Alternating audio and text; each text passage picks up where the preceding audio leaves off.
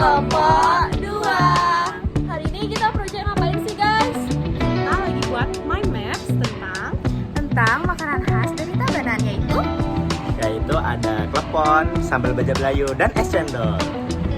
Yuk ikutin keseruannya.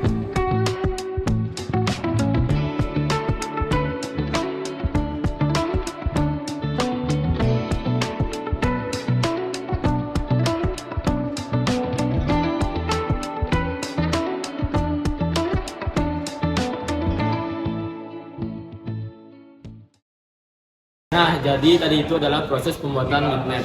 Apa aja sih isi mind map? Nah, yang pertama itu adalah sejarah. Dahulu, kue klepon dibuat karena keinginan masyarakat untuk merasakan atau menciptakan makanan berbahan dasar dari ketan dan injin dengan tampilan dan rasa yang berbeda. Dahulu di Tabanan, kue klepon digunakan sebagai sarana atau perlengkapan upacara karena klepon merupakan salah satu sesajen yang sangat digemari makhluk halus.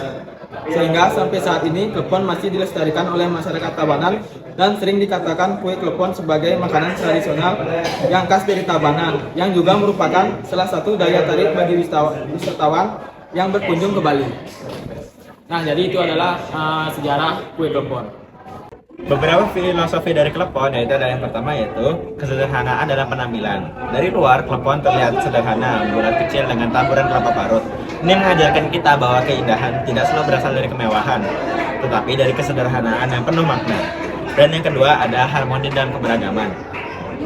Klepon terbuat dari berbagai elemen, tepung ketan, gula merah, kelapa parut yang berbeda namun berpadu sempurna. Filosofi ini mengingatkan kita akan pentingnya harmoni dalam keberagaman baik dalam budaya, cara berpikir maupun hubungan antara manusia. Dan yang terakhir adalah lembut di luar dan kokoh di dalam. Tekstur klepon yang lembut namun kenyal menggambarkan manusia yang ideal, yang lembut dan penuh kasih di luar tetapi memiliki prinsip yang kokoh di dalam. Dalam menjalani hidup, keseimbangan antara kelembutan dan keteguhan ini sangat penting. Melalui klepon, kita diajak untuk merenungi keindahan hidup yang sederhana, penuh kejutan dan syarat makna. Seperti menikmati klepon, hidup juga sebaiknya kita jalani dengan rasa syukur, kehangatan, dan harmoni. Jadi bahan-bahan membuat klepon yang pertama ada 250 gram tepung ketan, 50 gram tepung beras, kemudian air secukupnya, kemudian memerlukan gula merah, dan yang terakhir kelapa parut. Dari bahan-bahan yang sudah disebutkan, sekarang saya akan menjelaskan langkah-langkahnya. Yang pertama, uleni bahan bola-bola sampai bisa dibentuk. Lalu, isi bagian tengah dengan gula merah. Kemudian, rebus air hingga mendidih dan masukkan bola-bola. Selanjutnya, tunggu hingga matang lalu diamkan sejenak. Jika sudah, masukkan bola-bola ke dalam kelapa parut. Sambal bejek Melayu yang memiliki ciri khas dan banyak dikunjungi oleh orang luar terletak di pinggir jalan, tepatnya di Banjar Gunung Siku, Desa Belayu. Pemilik nasi warung Belayu, Sambal Bejek, Inyoman Winten menyebutkan dirinya meneruskan usaha dari orang tuanya yang dirintis sejak tahun 1978. Bukan cuma rasanya aja yang enak, sambal bejek Belayu ini juga punya filosofinya loh. Yang pertama yaitu kesederhanaan dalam kebersamaan. Kesederhanaan bahan dari makanan ini menggambarkan kebahagiaan bisa diraih dari hal-hal kecil ketika dinikmati bersama teman ataupun keluarga. Kemudian yang kedua yaitu keseimbangan rasa. Kombinasi berbagai rasa dan bahan menggambarkan keseimbangan hidup. Dalam budaya Bali itu sama seperti Trihita Karana. Kemudian yang ketiga yaitu filosofi tradisi dan warisan. Kuliner tradisional yang diwariskan secara turun-temurun melambangkan pentingnya menjaga budaya dan tradisi sebagai identitas diri di tengah perubahan zaman. Kemudian yang terakhir, keterhubungan dengan alam. Sebagai makanan yang menggunakan bahan-bahan dari alam, hasil bumi, sambal bejek Belayu mengingatkan kita untuk selalu bersyukur kepada alam dan juga tentu harus menjaga kelestariannya. Dengan kesederhanaan dan akar tradisinya, sambal bejek Belayu bukan sekadar makanan, tetapi cerminan dan nilai-nilai kehidupan yang penuh makna. Bahan-bahan untuk membuat sambal bejek Belayu khas Tabanan ini, yang pertama itu ada cabai rawit merah 10-15 buah, terus kedua ada bawang merah 3-4 siung, dan bawang putih 1 siung diiris tipis, dan tomat 1 buah dipotong kecil-kecil, dan nextnya itu terasi bakar satu aja digunakan terasi Bali untuk rasanya tuh autentik, dan nextnya itu kelapa parut sangrai 3 sendok makan. Terus ada jeruk limaunya 1 buah dan garam secukupnya, dan terakhir itu ada minyak kelapa 1-2 sendok. Nah, sekarang aku bakal jelasin nih gimana sih cara membuat sambal bejek Belayu. Yang pertama yaitu dengan cara merebus ayam dengan bawang garam, kemudian goreng sebentar lalu disuir-suir. Lalu langkah kedua yaitu dengan iris tipis kecombrang, bawang merah dan juga cabai. Yang ketiga, campur jadi satu suiran ayam, irisan kecombrang, bawang merah dan juga cabai. Lalu yang keempat, tambahkan garam, kaldu bubuk, perasan jeruk limau, kemudian campurkan jadi satu. Lalu selanjutnya, tuangkan minyak kelapa yang sudah dipanaskan, kemudian remas-remas atau bejek sambal tersebut. Nah, yang kelima, sajikan sambal bajak tersebut dengan nasi panas. Nah, lanjut. Apa sih filosofi es cendol? Es cendol atau es daluman memiliki filosofi yang mendalam. Minuman ini melambangkan kesederhanaan dan kebersamaan. Karena terbuat dari bahan-bahan sederhana yang mencerminkan gaya hidup masyarakat agraris. Warna hijaunya melambangkan kesuburan alam. Sementara rasa manisnya menggambarkan kebahagiaan hidup.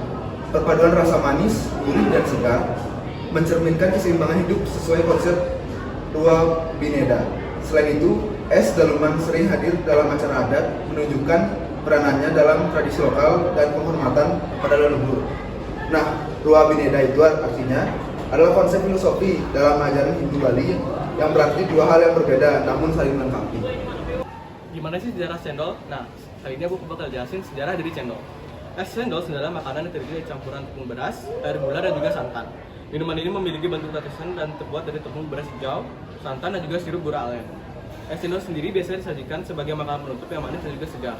Informasi tentang istilah cendol atau cendol bisa ditemukan dalam berbagai kamus dan juga buku pada abad ke-19 yang diterbitkan saat pada zaman penjajahan India dan juga Belanda. Nah, sejak merdekanya Indonesia, cendol mulai dikenal di berbagai daerah, yang dimana nama minum ini memiliki nama yang berbeda-beda di setiap daerahnya. Seperti contohnya di Jawa Barat disebut dengan cendol, sedangkan di Jawa Tengah disebut dengan es dawet. Terutama di Kabupaten Banjarnegara dengan minuman khasnya itu es dawet ayu. Ada kepercayaan populer dalam masyarakat Indonesia bahwa kata cendol berasal dari kata jedol yang terdapat dalam bahasa Sunda dan Jawa yang mengacu pada sensasi jendolan yang dirasakan saat minum rasa dari es cendol sendiri. Es cendol juga tersebar hingga ke Penang, Malaysia, yang dimana cendol dibuat dengan cara mengukus tepung beras yang diberi warna hijau dengan daun suji sehingga diperoleh bentuk bulat lonjong dengan ujung yang lancip. Di Penang, minuman cendol sendiri disebut dengan nyendol. Nah, itu dia tadi sejarah tentang cendol. Selanjutnya ada bahan-bahan dari es cendol. Yang pertama, tambahkan satu bungkus atau satu bagian tepung angus sebanyak 95 gram. Yang kedua, tambahkan 400 ml air. Yang ketiga, setengah sendok teh garam. Yang keempat, masukkan 1 sendok teh pasta pandan dan pewarna hijau jika perlu.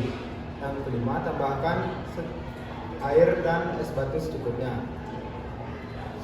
Selanjutnya ada bahan gula merah. Yang pertama, 150 gram gula merah yang bagus. Yang kedua, 4 sendok makan gula pasir.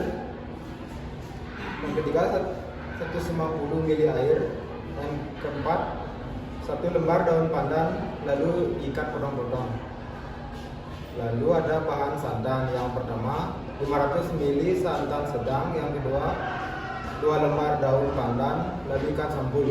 Nah, di sini aku bakal kasih tahu langkah-langkah membuat cendol. Yang pertama, campur dengan cara blender daun suji dengan air, lalu disaring. Kedua, masukkan semua bahan cendol dan air dan suji dalam panci.